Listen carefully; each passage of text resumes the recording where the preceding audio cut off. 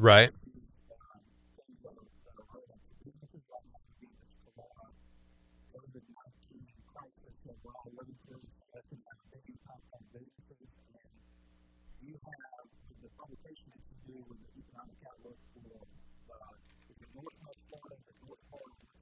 Actually, I do most of the stuff I do is Leon County, and then we've got the Office of Economic Vitality. They publish in our paper sort of an MSA assessment of a number of variables. But they just started doing that. I've been keeping up with basically the stats we keep up with are the airport, residential sales, sales tax, building permits, and some neighborhood values. I think one of our last, let me see 1 second here. One of our last papers, we looked at home sales in Golden Eagle. And then,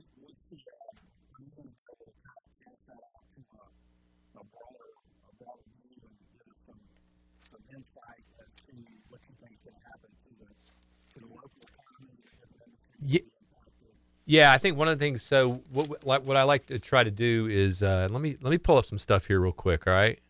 Is we usually like to compare Leon County data with like statewide data. So we have some kind of comparison. So, if you see some growth, it may not be that much compared to what's going on in the state. But let me pull up something on our website here so I'll have some references. But yeah, I think first thing that maybe we could talk about, I just filed for the SBA stuff today. We can talk about that, and I can just talk about the process. So let me make a couple of notes here. If we start with that.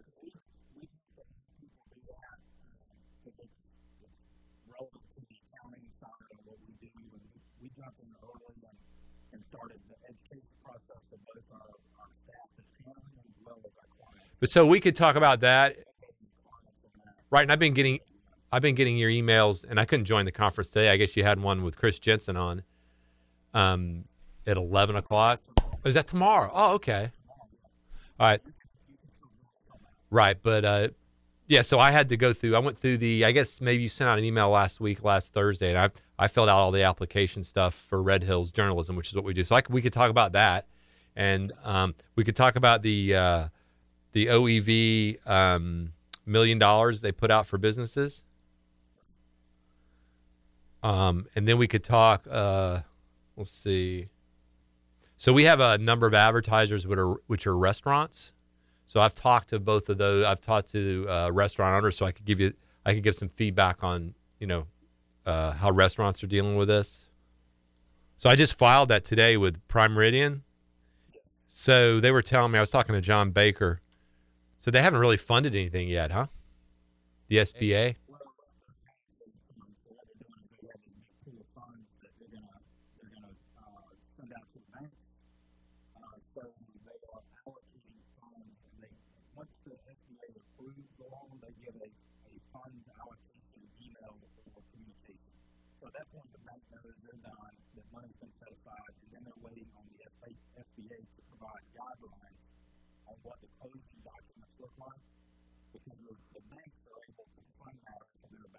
So that's what I was, yeah.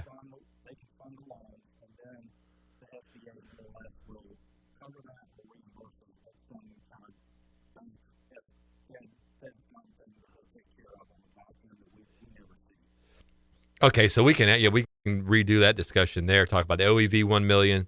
I can give you some input on some of the businesses that I've talked to, and then we can go through the local economy. Basically, one of the ways to set up the local economy would be first talk about how good it was going before this. Okay, so I've got a couple stories that I've recently posted on residential real estate, the airport, and did you go to the thing that Ed Murray put on?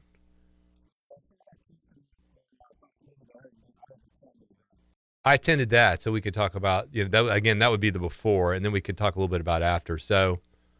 Um, so yeah, I got that teed up. So that's about 4 or 5 things. We spend about 3 or 4 minutes on each. So start with the SBA process, talk about the Office of Economic Vitality, some personal interaction with the impact of businesses, and then the local economic outlook. Uh, all right, good.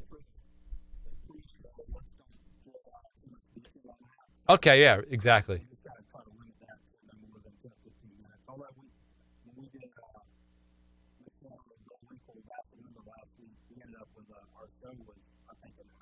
She talks. She is freaking unstoppable. No, she does. Yeah, that's good. You love to have guests like that, right? Oh, geez.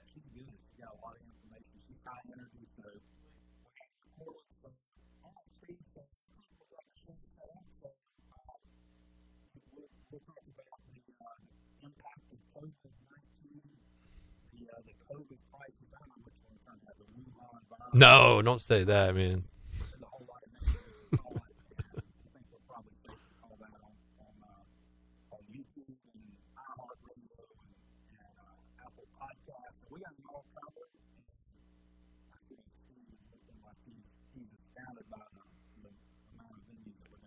I know, man.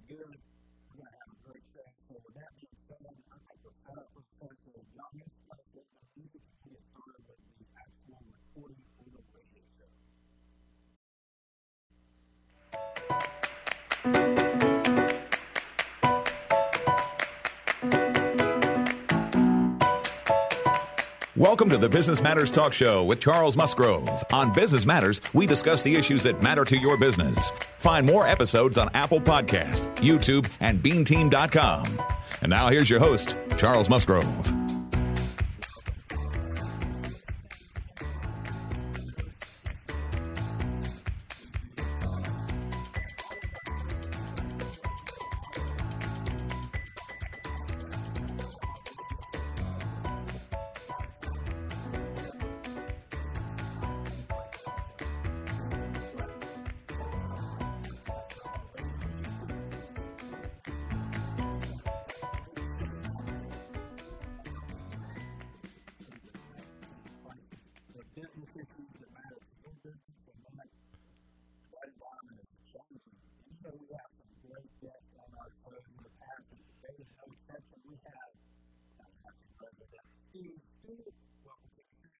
Hey, Charles, great to be here. How are you?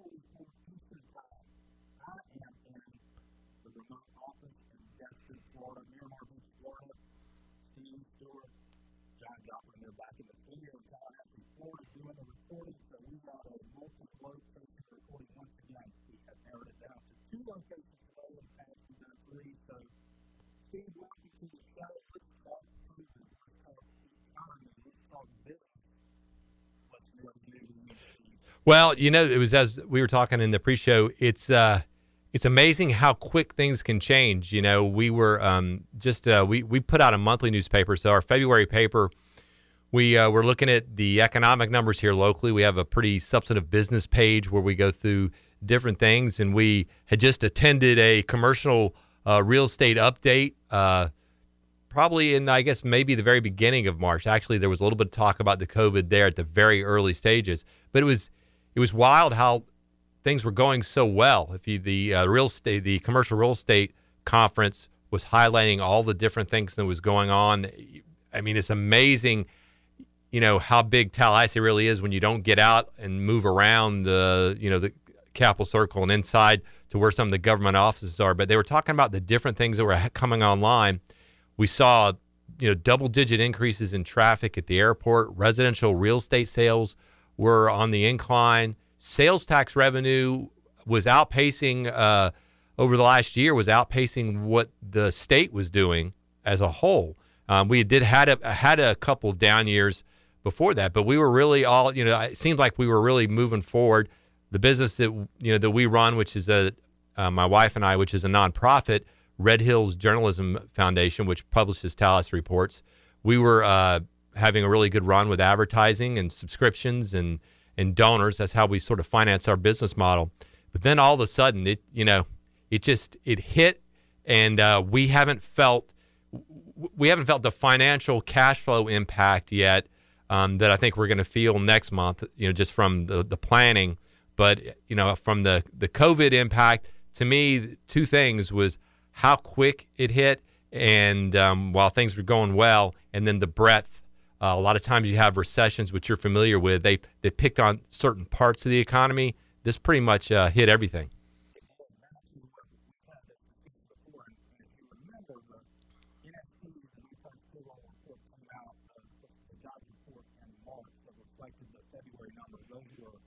Those were record-setting numbers of unemployment. So unemployment was at an all-time low.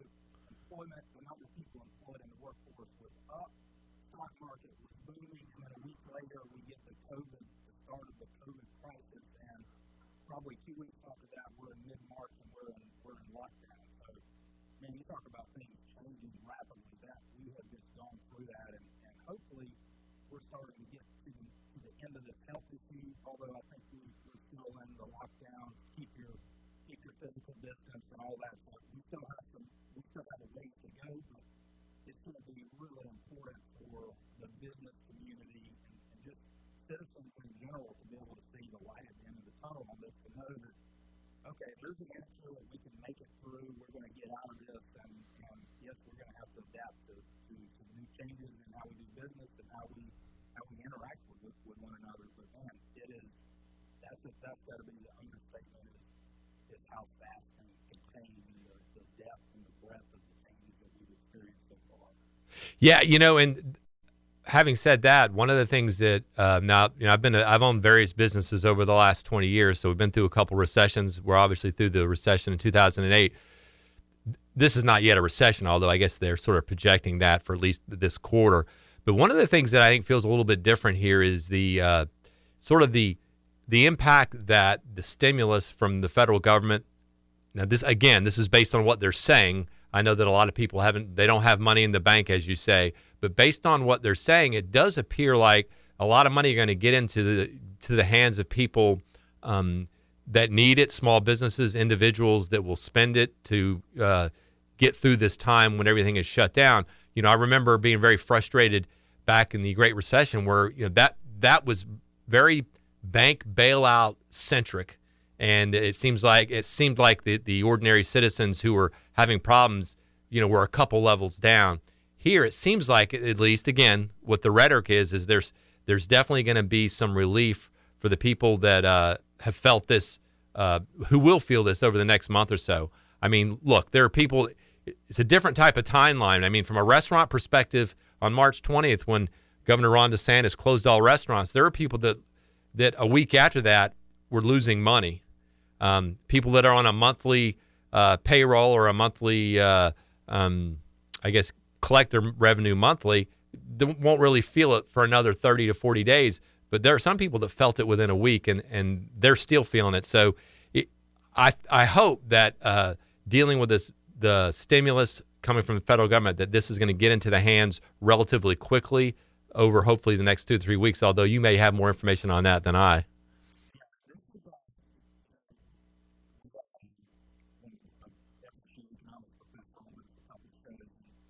At that time, the PPP payment payroll protection program was not known, so the CARES program was not known at that time. But we started talking about, okay, when this thing comes out, is it going to be a bailout? You look at it as a bailout, you look at it as a stimulus, and really those are probably not appropriate terms. If you think of the bailout back with the automotive industry, right? The bailed out GM. This is not that situation. This is really government forced shutdown, and the economic impact to the business has just been astounding. So now the government is stepping in to make those businesses as whole as possible and trickle that money through the businesses to the employees to keep the employees retained and ready to work. So that's the overall gist of the effort of the push of this CARES Act package that was done last Friday was a week ago. So it's totally different, and it's really aimed at keeping people off the unemployment roll and moving that money through the businesses to keep the businesses healthy for the 2-month period that they're expecting this thing to impact them. So it's totally different, and there's been an insistence that any package, the CARES package, past Friday. The speed the federal government and the banks have built has really been outstanding. If you think about it, that was a $3 trillion bill, and they are funneling the money through the SBA, through the local lenders. So the banks are the ones that are underwriting, I use that term loosely on this package, but they're underwriting, they're issuing the money that's backed 100% by the SBA. So how would that work? Incredible. So I know the money's not in people's banks yet, but it's on the way. The SBA is processing the loans. They're allocating the funds to the bank, to the people borrowing the money.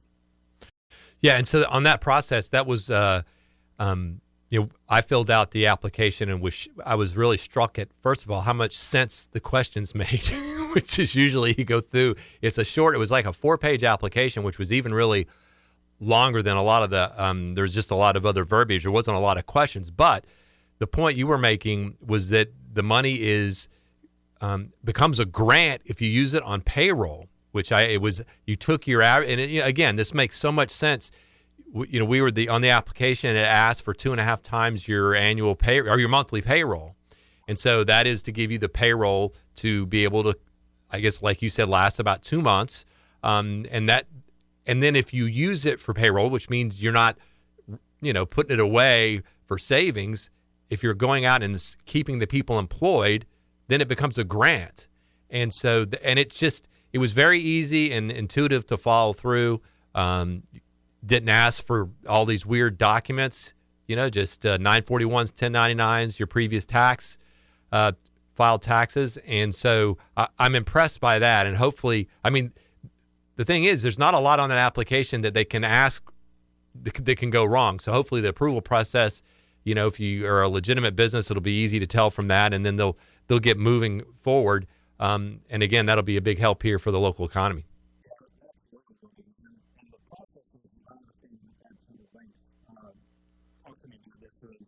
Once the banks submit those packages up to the SBA approves it, and then once it's approved, they issue an e-filing number to the bank, and they say the funds have been allocated for this loan. So they have basically set the money aside for that specific loan, and the bankers are notifying the borrowers at that point that money is set aside and they've been approved by the SBA. So next step, once that happens, is just the actual closing of the loan and funding of the loan.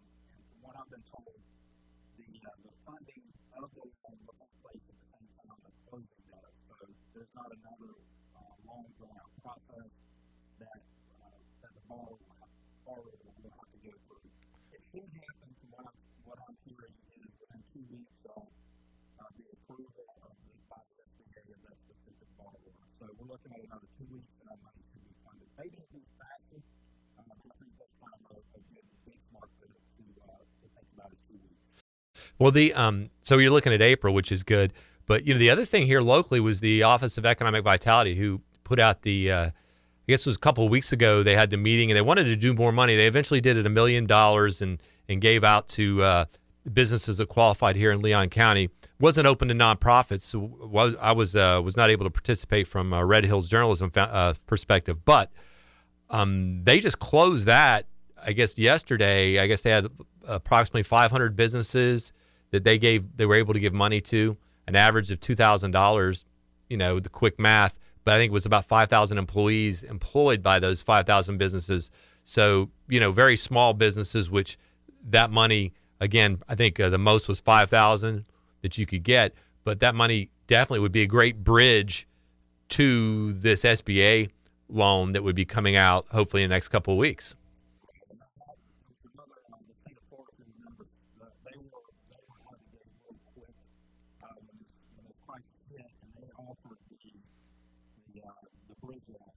Right. The state, and the intent of that was it's a 1-year interest-free loan up to $50,000.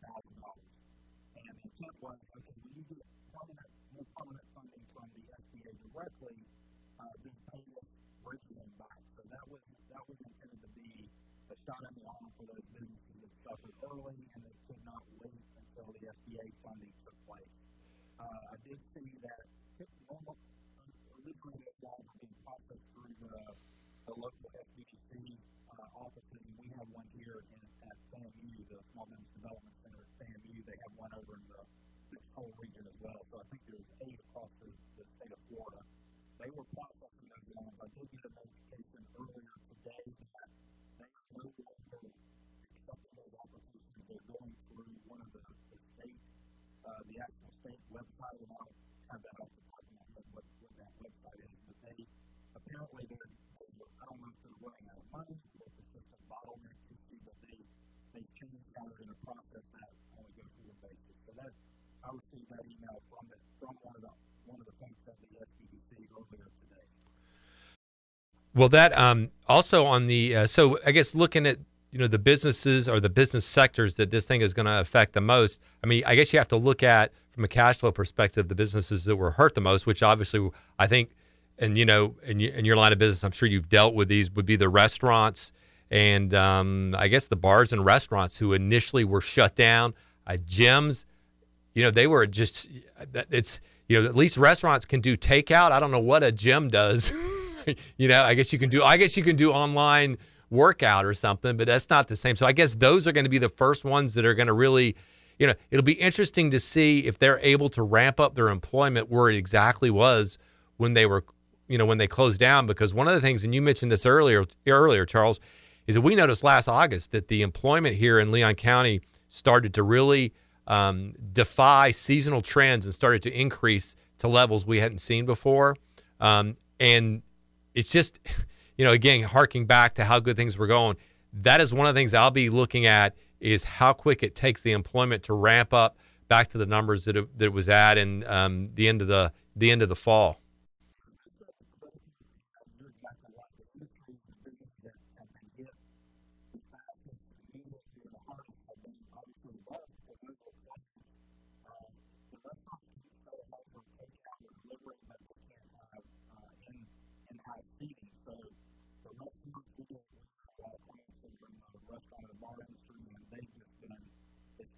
Devastating to that industry. So the key to recovery is how quickly can we get the economy back and get the health issue taken care of, or at least be able to understand that so we know how to address the health concern, the health issue, open the economy back, and then how do we open the restaurants, the bars back, those businesses, the gyms, the massage places, how do those open back up with the customers feeling comfortable?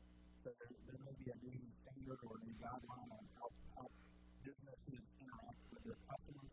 So there's a lot of changes that could happen to that. And then once those changes and those guidelines are in place, how quickly do the customers and patrons feel comfortable with that and start to participate like they did before? Right. And, I had the question, I really wasn't thinking about this, but I had the question asked to me, would I go to if there was an FSU football game tomorrow or this weekend, that I was really interested in, would I go? And I think that's the point you're trying to make is, are people going to be reluctant to go back to the gym? That's a little different than a football game. My view, and I'm following the COVID crisis pretty closely and looking at the numbers, my view would be, yes, I would go.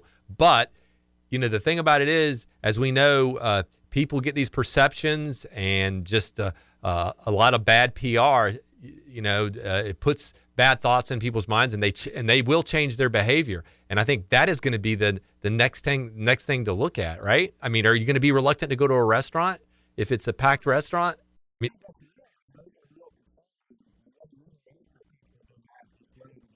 exactly, because we're weird. We're out of the we're out of the normal flow of things. So you're exactly right.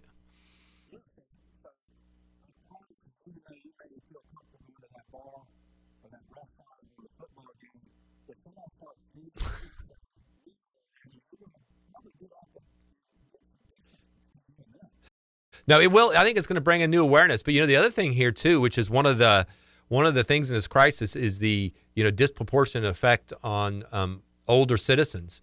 With the mortality rates and the hospitalization really trending, towards people over 65. That's where and those are people that have disposable income and go out to eat in restaurants and do things. You gotta really I think those are the people that are going to, their behavior is going to be changed the most in the short term. When I say short term, I'm talking about 1 to 2 years to when there's a vaccine. But yeah, that's going to be on the business side of it is going to be, I'm sure everybody is going to be holding their breath. As I told you earlier, we've got a couple advertisers that are restaurants and know a couple of restaurateurs here in town. And restaurant owners get nervous when they change their menu. You know, how it's going to be accepted. Just imagine what they're thinking right now is that, you know, they're going to get the go ahead at one point, and they're probably just going to be, you know, what is this going to be like? And then, as you know, as giving advice to businesses is what you do is you have to adjust your business model based on the new reality, correct?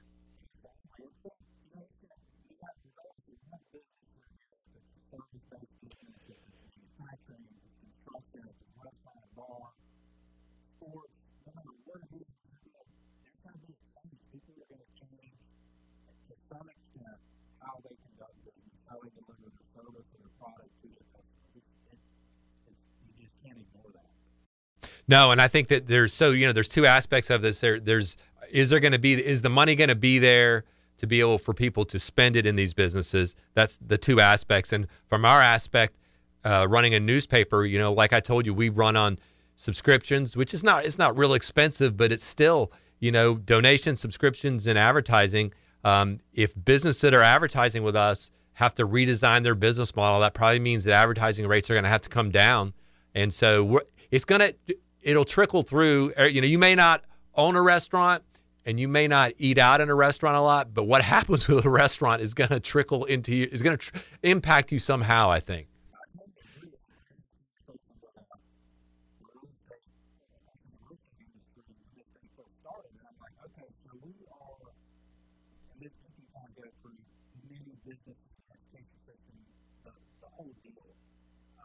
But our business and probably most service businesses, they're now wanting to work remote more efficiently. So if you perfected or made your process better by working remote, but it would probably define that people are now working from home, so they're working in a different location other than their office. What does that do to the need or the reliance on as much office space? Right.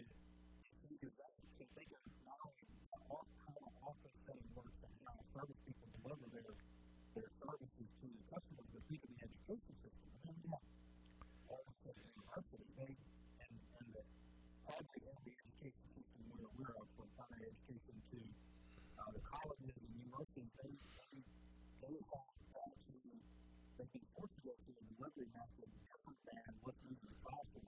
So they're looking at doing things differently too. So how do we fit back to the norm for the classroom setting? No, I think your point is, and I just talked about this earlier today, City Commission will be meeting on Wednesday, and they're going to be introducing virtual business inspections. And so my question when I started reading it was, why haven't we been doing this before? Because, for example, they gave the example of you got to get a permit to get a new air conditioner. The vendor comes out, puts the air conditioner in, the HVAC unit, and then someone from the city, if you live in the city, has to come out and make sure the work was done correctly.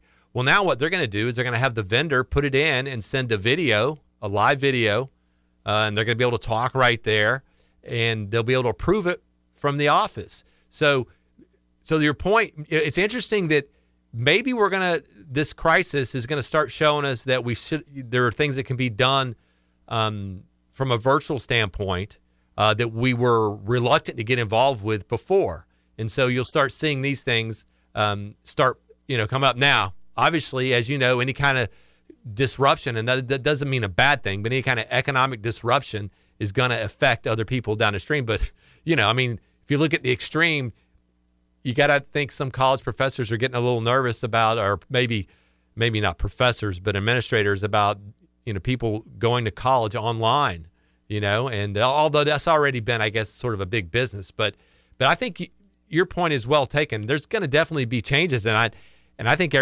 everyone that's looking at that now is going to be looking at a way to put this into their business model so that they don't have to deal with this again.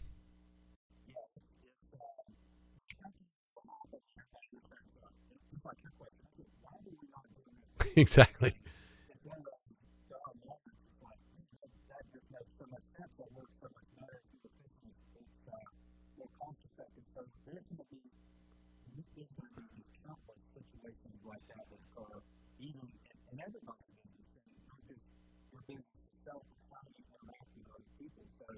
that's going to be really, I think, really neat to see how that works.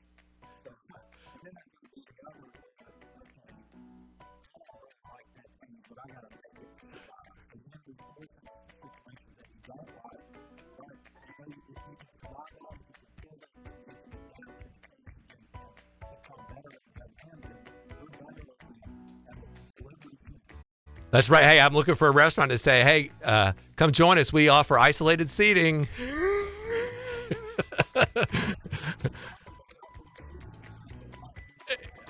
It does. It definitely does.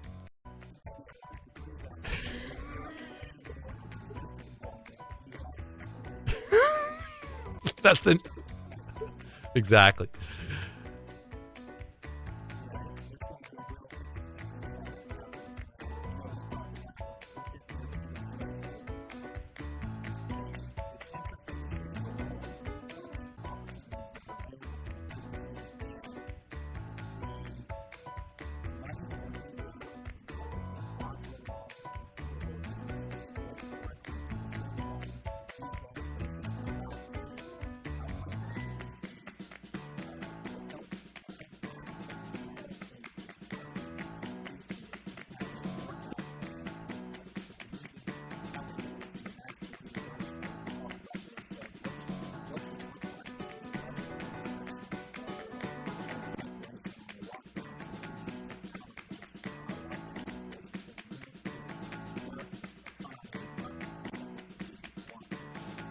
No, and as you know, is once you get the rules, people who run businesses, they're very enterprising individuals. They'll figure out how to operate, but they've got to be able to work. They got to be able to get out there. There's nothing, and you know this, Charles, there's nothing like a person that owns a business right now is horrible because they can't do anything.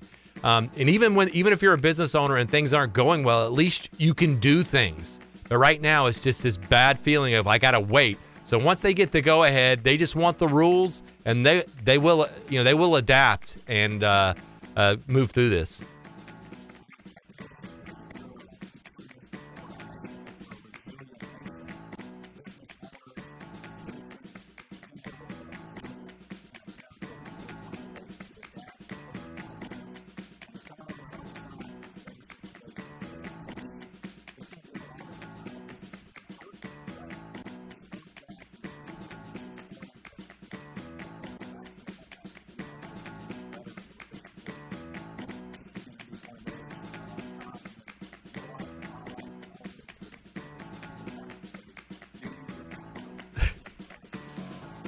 We're getting older, Charles. We got a lot of those memories, you know?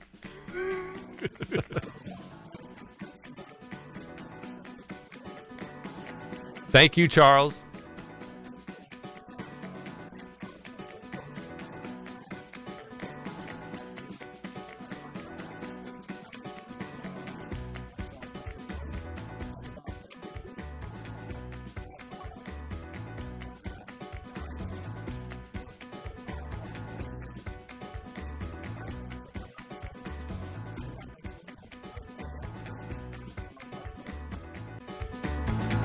The Business Matters Talk Show with Charles Musgrove is sponsored by the Bean Team.